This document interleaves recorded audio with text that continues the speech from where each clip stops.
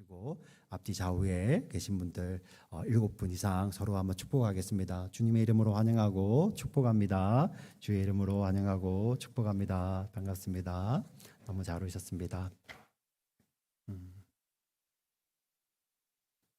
우리 교회 한 5개월 된 아이들도 같이 예배드리고 이제 막 2살 지난 이제 된 아이도 예배를 얼마나 잘 들은지 모르겠어요. 예. 아이들이 가끔씩 은혜 받으면 아멘도 하더라고요. 그것도 참 예기치 못한 순간에 너무 감사합니다. 요즘 한국이 조금 이제 좀 시끄럽죠. 그 가운데 저는 뭐 정치 이야기를 하는 것이 아니라 요즘 뭐 홍범도 장군 이야기가 있습니다. 근데 이제 이런 일이 왜 생겼냐면 근원을 쫓아가 보면 일제가 우리를 이제 강제 점령을 했죠, 그죠? 그때 우리나라가 주권을 빼앗겼지 않습니까? 자, 그로 말미암아 많은 사람들이 이제 흩어지게 되었습니다. 그래서 사실 한 100년 정도밖에 되지 않았습니다. 그리고 그 강점 기간이 만 40년 전후 정도밖에 되지 않는데도 참 많이 달라졌죠, 그죠? 그리고 나라를 잃었을 때 흩어졌던 분들이 이제 본토로 돌아오신 분들이 계시지만 저기 중국이나 러시아 그 지역에는 돌아오지 못하고 사시는 분들이 계시죠. 분명히 이제 우리와 같은 이 핏줄인데 이제 말이 다르고 또 문화가 많이 달라져 있죠. 사실 이것을 성경에서 이제 디아스포라라고 부르는데요. 지금부터 약 한 3,000년 전입니다. BC 722년에 이스라엘이 남북으로 갈라졌을 때 북쪽 이스라엘입니다. 우리는 그 나라를 북이스라엘이라고 부르는데 BC 722년에 아시리아의 침공을 받고 다 망해버립니다. 그리고 남쪽 남유다는 BC 586년이죠. 그들은 605년에도 BC 605년에 바벨론의 첫 번째 침공을 받고요. 그리고 BC 597년에 두 번째 침공을 받고 세 번째가 586년입니다. 이때 침공을 받을 때마다 유대에 있는 사람들이 많이 끌려가고요. 마지막으로 586년에 끌려갈 때는 거의 대부분 사람들이 다 끌려가게 됩니다. 그리고 70년이 지나서 이 페르시아가 다시 그 지역에 패권을 지었을 때 하나님께서 고레스라는 왕을 통하여서 돌려보내시죠. 자, 그때 이스라엘 사람들이 유대인들이 많이 돌아왔는데 사실 돌아온 사람들이 떠나 있는 사람보다 좀 적었어요. 예. 그래서 본토에 돌아와서 유대인으로서 그들의 언어 있죠. 히브리어 언어를 그대로 지키고 있는 사람들을 우리 신약 성경에는 히브리파 유대인들이라고 합니다. 자, 그런데 이제 흩어져 있는 자들 있죠. 본토가 아니라 다른 세계 지역. 이제 그 당시 지금 사도행전이 기록될 때는 지중해를 중심으로 한 지중해 문화권에 있는 제국이 그 당시 이제 세계 패권을 쥐고 있고 성경에 많은 영향을 미치고 있는 그 시대입니다. 지중해 지역을 패권으로 지었던 나라가 어디 있습니까? 여러분 그리스 헬라 기억나시죠? 그죠? 알렉산더 대제로부터 비롯되었던 그들. 그리고 이어서 일어났던 나라는 로마인데요. 이 로마는 자기만의 문화가 있는 것이 아니라 그리스 헬라 문화를 그대로 가지고 왔어요. 그리고 언어도 그대로 가지고 와서 그 당시 공용어는 헬라어입니다. 헬라어. 우리 유대인들 중에서 이제 흩어져 있는 유대인들, 그들은 분명히 유대인인데 언어는 달랐죠. 유대인들이 좀 특별했던 것이 참 세계사 가운데도 참 독특한 민족이잖아요. 우리가 잘 아시다시피 로마의 침공으로 또 완전히 망한 후에 거의 한 1900년 이상을 나라 없이 또 돌았는데도 그들이 없어지지가 않았죠. 민족이 없어지지 않는 어떤 유일한 민족입니다. 왜 그런가 보면 그들 가운데는 여호와 신앙이 있었어요. 예. 독특한 여호와 신앙이 있어서 그들이 그 신앙 안에서 그들의 민족성을 잃지 않고 있었죠. 그래서 그들은 어느 곳에 있든지 유대인이었습니다. 그런데 본토인들은 자기들은 언어가 히브리어 그다음 방언이었던 아람어를 쓰는 히브리파 유대인들이고 그들이 봤을 때 그 나머지 사람들은 헬라어를 쓰고 있는 헬라파 유대인들이에요. 우리가 잘 아는 디아스포라 유대인을 우리 신약 성경에는 헬라파 유대인들이라고 합니다. 똑같이 야훼 여호와를 섬기는데 문화가 달랐어요. 근데 그 가운데 특별히 구별되었던 것이 이방인을 바라보는 시각이 완전히 달랐습니다. 예. 헬라파 유대인들은 자기들 태어났을 때부터 헬라어를 쓰고 있었고 주변에 있는 친구들, 친지들이 다 헬라인들이에요. 그들에 대한 적대감이 있었겠습니까? 여러분들 우리 미국에 사는데 미국인들 보면 이상하십니까? 제가 잘못 물은 것 같습니다. 네. 그죠. 우리가 막 한국 사람들만 만나고 이렇게 한국 드라마만 보시면은 갑자기 뭐 식당이나 마트 같은 데 가서 미국인들 막 많이 이야기 많이 하면 좀 이상하잖아요. 그죠? 자, 헬라인들 입장에서는 그들이 이제 이상하지 않았습니다. 근데 이 히브리파 유대인들 하면 아주 배타적이잖아요. 그죠? 배타적이어서 이방인들에 대해서 아주 정말 탁월하게 배타적이었습니다. 그래서 이 유대인 남자들이 세 가지 감사 기도 제목이 있는데 그 가운데 하나가 내가 저 이방인으로 태어나지 않는 것에 대해서 감사했다고 합니다. 여러분 우리 미국에서 어떤 사람을 친구를 만나는데 어떤 사람이 미국 사람이 이렇게 이야기합니다. 이렇게 웰컴 하면서 I'm so happy or I'm so glad or I'm so blessed.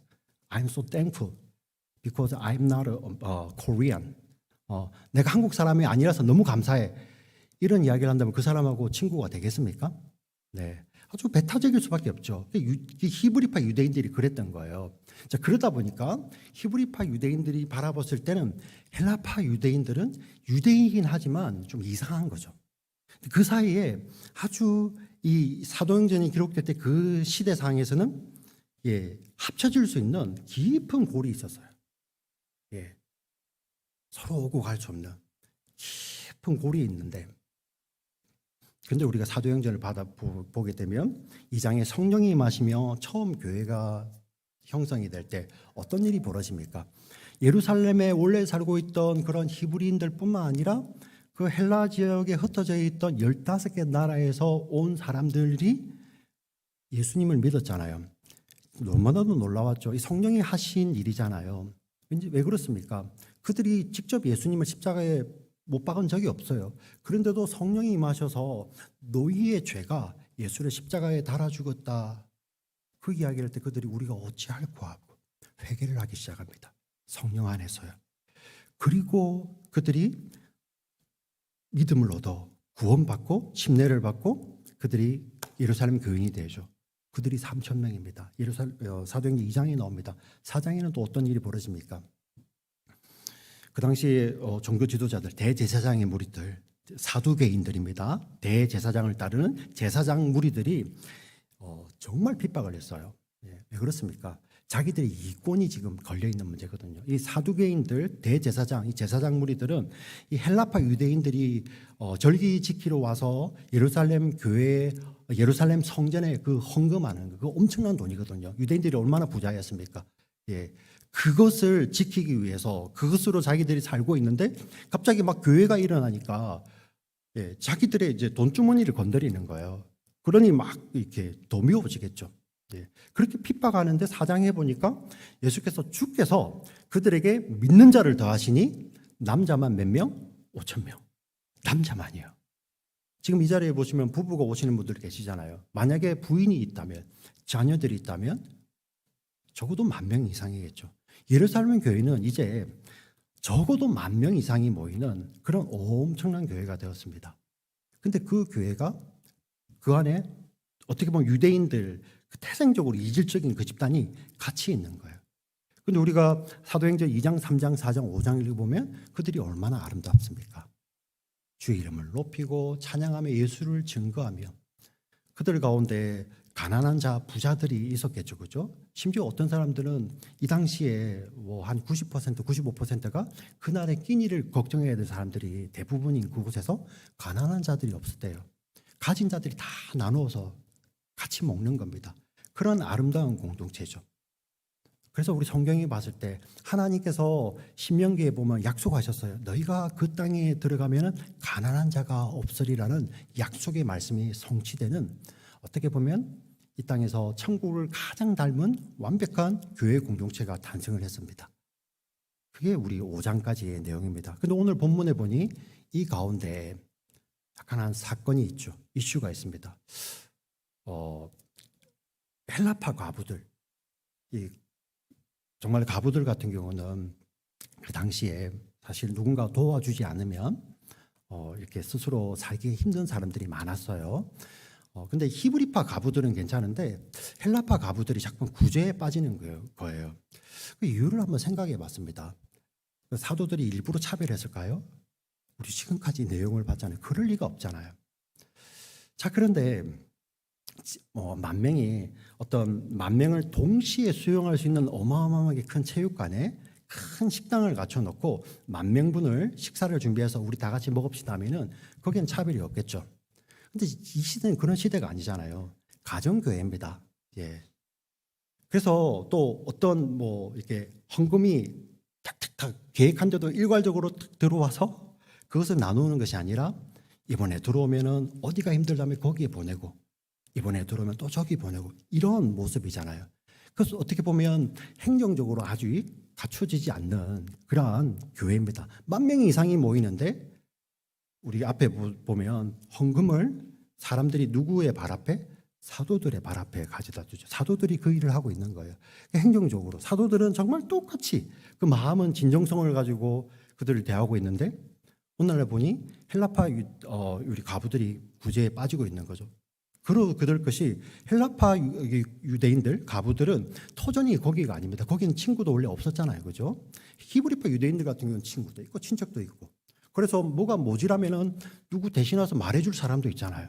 근데 헬라파 유대인들은 어떻게 성격상 부족해도 말 안 하면 모르는 거죠. 근데 어느 날 가서 보니까 굶고 있어.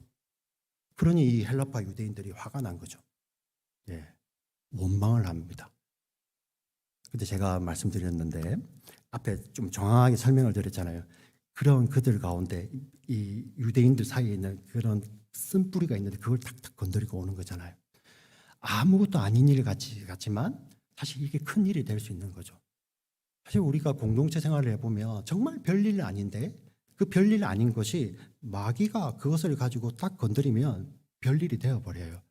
여러분 마귀 사탄이라고 하죠. 영어는 디아블로라고 합니다. 디아블로가 어떤 뜻인지 아십니까? 디아는 나누다는 말이에요. 블로는 이렇게 쪼개버린다는 거예요. 성령이 역사하시면 한 마음으로 모이게 되는데요. 마귀가 역사하면 쪼개버립니다. 네. 아무것도 아닌 것 같은데 이게 어떻게 보면 영적으로 아주 큰 위기를 교회가 맞이한 것입니다. 그게 뭐라고 진정성이 있는데 사도들이 그럴 리 없잖아. 예, 그 맞는 말입니다.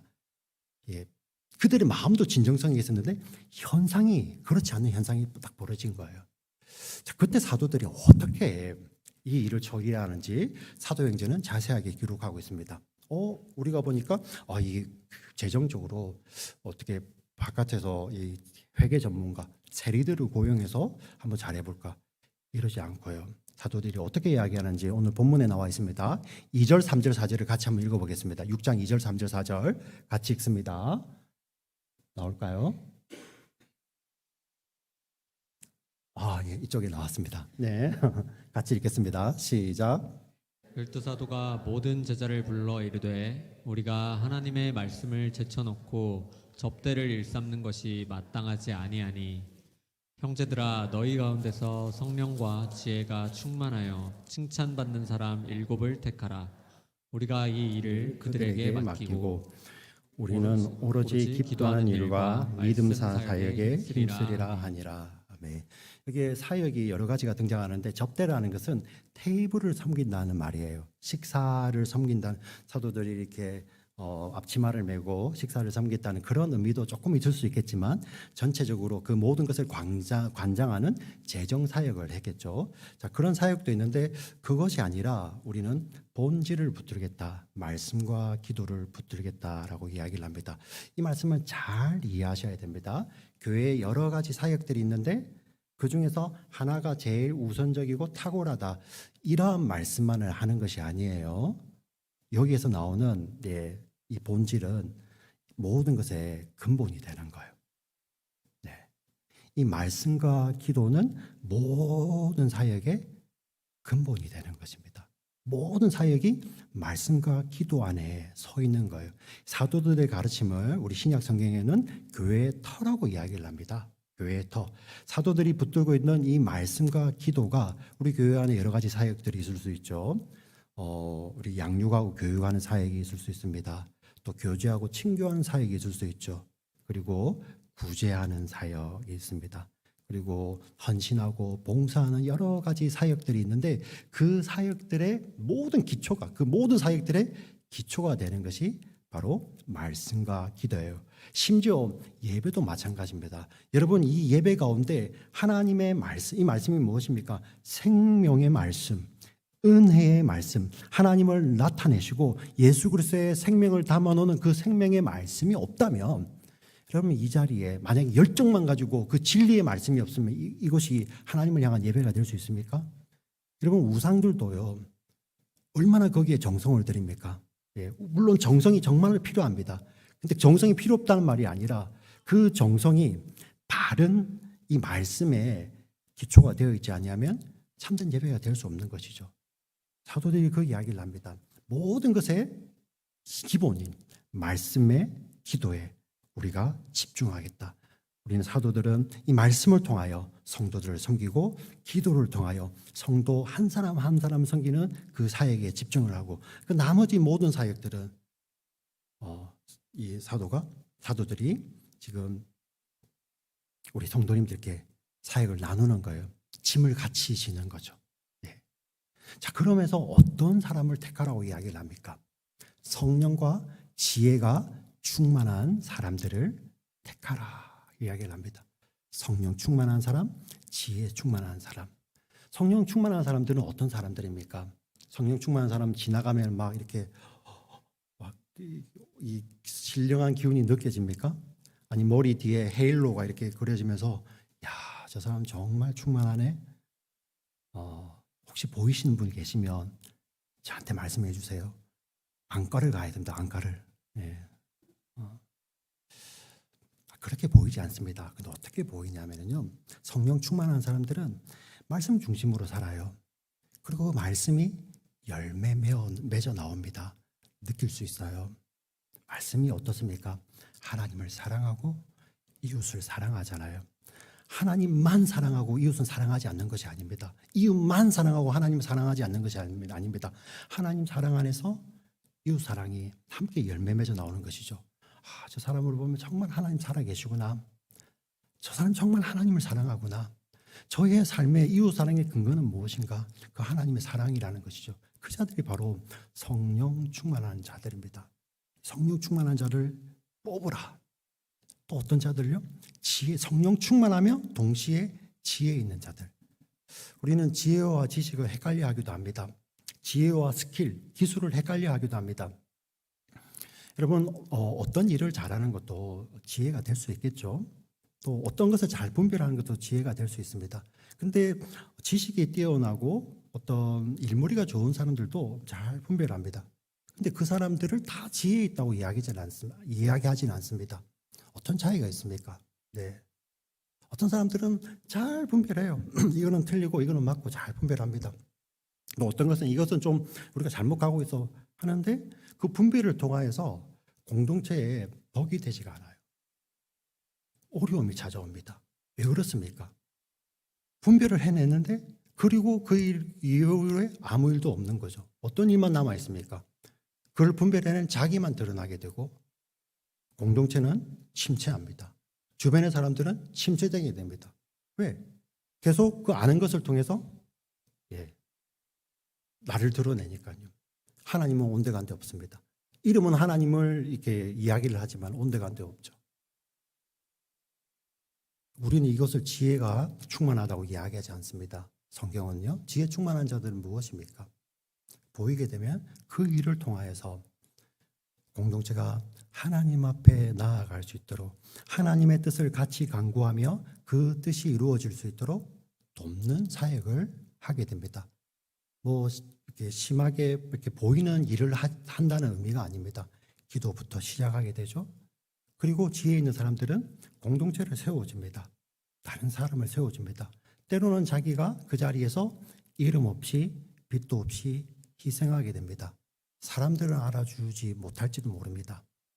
그러나 그것이 쌓여가면 그 가운데 하나님께서 주신 지혜로 말미암아 그 충만함이 드러나게 되는 것이죠. 네. 사도들이 성도들을 향해서 그 성령과 지혜가 충만한 자들을 택하여 세우라. 그리고 사도들이 과감하게 어떻게 보면 그 당시에 제가 서두에 말씀드렸던 대제사장의 무리들 그리고 사도행전 뒤에 가보면 많은 종교인들이요. 그 돈 때문에 그 돈을 지키기 위해서 예수도 버리고 난리를 칩니다. 네.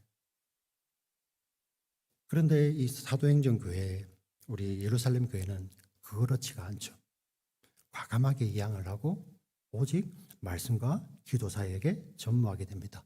이 사도들의 조언조차도 성령과 지혜가 충만한 교회를 향한 조언이었습니다. 그래서 어떤 일이 벌어집니까? 온 성도가 기뻐합니다. 우리 앞에 1절이 뭐로 시작했죠? 헬라파, 히브리파로 이렇게 나누는 장면으로 시작을 하죠. 이게 그냥 그냥 이야기가 아닙니다. 제가 말씀드렸던 그 유대인들 가운데 있던 깊은 골을 건드리는 그런 이야기잖아요. 그런데 말씀과 기도로 전무하며 성령과 지혜가 충만한 조언이 그 교회 안에 주어지자 어떤 일이 벌어집니까? 우리 5절 말씀을 같이 읽어보겠습니다. 5절, 6절 같이 읽겠습니다. 5절, 6절 시작. 온 무리가 이 말을 기뻐하여 믿음과 성령이 충만한 사람 스데반과 또 빌립과 브로고로와 니가노르와 디몬과 바메나와 유대교에 입교했던 안디옥 사람 니골라를 택하여 사도들 앞에 세우니 사도들이 기도하고 그들에게 안수하니라. 아멘. 헬라파, 히브리파가 아니죠. 온 무리가 다시 하나가 되는 겁니다. 하나가 되어서 사람들을 세우죠. 근데 여기 보면 놀라운 것이 7명의 이름이 나오는데요. 우리가 복음서를 읽어갈 때 나오지 않던 이름들입니다. 복음서를 읽어갈 때는 대부분이 다 유대식 이름이죠. 근데 여기에 나오는 이름들은 다 헬라식 이름입니다. 헬라파 사람들이 그 당시 그렇게 크게 얘기했던 어떤 이 돈을 관리하는 자리에 다 올라오게 되죠. 여러분 만약에 그들의 마음이 나눠져 있었다면 히브리파 유대인들이 우리가 사람이 많으니까 우리가 사악해 너희 사마자 이게 아니에요. 그들 마음이 어떤 것이 있습니까? 그 헬라파 과부들을 더 잘 섬길 수 있는 교회에 꼭 필요한 사람들이 누구였어요? 바로 헬라파 유대인들이죠. 그들을 세워주는 것입니다. 이게 어떻게 사람의 힘으로 가능합니까? 그들 안에 성령이 역사하고 계시고 그들 안에 하나님의 은혜가 그들을 붙들고 있는 거죠. 이것을 우리가 어떻게 잘 알 수 있냐면 이 다음에 열매들이 너무나도 기가 막힙니다. 한 번도 사도행전에 등장하지 않았던 열매가 등장을 하는데요. 앞서 나오던 열매들과 다른 열매가 7절에 나옵니다. 이 바로 사건 뒤에 열매들을 우리 신약성경 사도행전에서 이야기하고 있습니다. 6, 7절을 같이 읽어보겠습니다. 7절 같이 읽습니다. 시작. 하나님의 말씀이 점점 왕성하여 예루살렘에 있는 제자의 수가 더 심히 많아지고 허다한 제사장의 무리도 이 도에 복종하니라. 아멘. 여러분 보시면 하나님의 말씀이 왕성하여지고 허다한 제자의 무리가 더해진다, 수가 더해진다는 내용들은 앞서 계속 나왔던 거잖아요. 근데 뒤에 보시면 제사장의 무리가 이 도에 복종했다고 합니다. 이 제사장의 무리가 어떤 자들인지 아세요? 그 앞서 사도들을 그렇게 박해했던 대제사장을 따르던 사두개인들입니다. 그들 가운데서 회심자가 나오는 거예요. 그 안에 이렇게 예수님을 박해하고 제자들을 박해했던 그 안에서 회심자가 나오고 그 아내가 아니다 하더라도 그들과 직간접적으로 가장 가까웠던 자들이 돌아오게 되는 것입니다. 그래서 우리가 이제 사도행전의 비밀이 풀리죠. 앞에 사도들이 없는 곳에서 이 공회가 대제사장의 무리들이 회의했던 내용들이 어떻게 알 수 있었지? 누가가? 바로 이들을 통해서 알 수 있는 거죠. 그리고 더 놀라운 것은 여러분 잘 보세요. 예수님께서 이 땅에 오셔서 십자가에 내어두심으로 말미암아 구약의 모든 제사를 완성하셨어요. 이제 더 이상 제사가 필요 없습니다.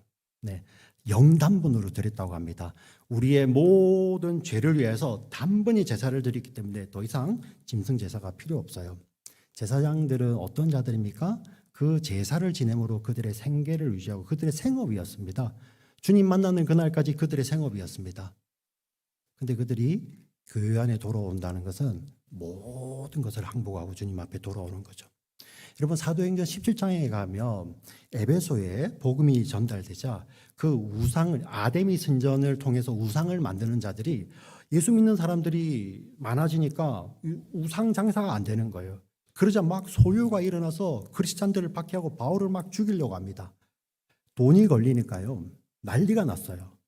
그런 세상입니다.